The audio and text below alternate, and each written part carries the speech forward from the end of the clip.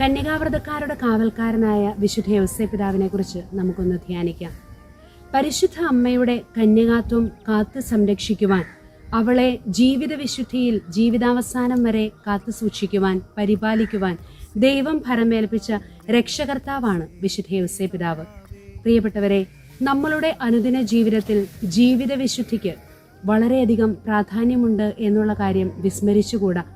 സന്യാസ ജീവിതവും വിവാഹ ജീവിതവും നമ്മളുടെ ഓരോരുത്തരുടെയും അനുദിന ജീവിതവും വിശുദ്ധി കൂടാതെ നമുക്ക് മുൻപോട്ട് കൊണ്ടുപോകുവാൻ സാധിക്കുകയില്ല. ക്രൈസ്തവരായ നമ്മെ സംബന്ധിച്ചിടത്തോളം ജീവിത വിശുദ്ധി കാത്തു സൂക്ഷിക്കുവാൻ ഇത്രയും നല്ലൊരു കാവൽക്കാരനും മധ്യസ്ഥനും വിശുദ്ധ യൗസേ പിതാവിനോളം മറ്റാരുമില്ല.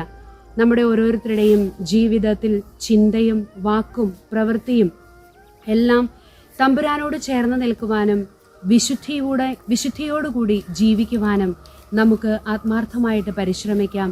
അതിനായി വിശുദ്ധ യൗസേ പിതാവിന്റെ ശക്തിയേറിയ മാധ്യസ്ഥ്യം നമുക്ക് യാചിക്കാം.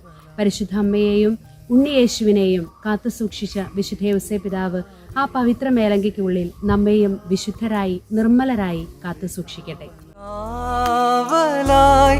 ദിവ്യ പൈതലിൻ കരുതലായി കന്യകാമേരി തന്നെ നാഥനായി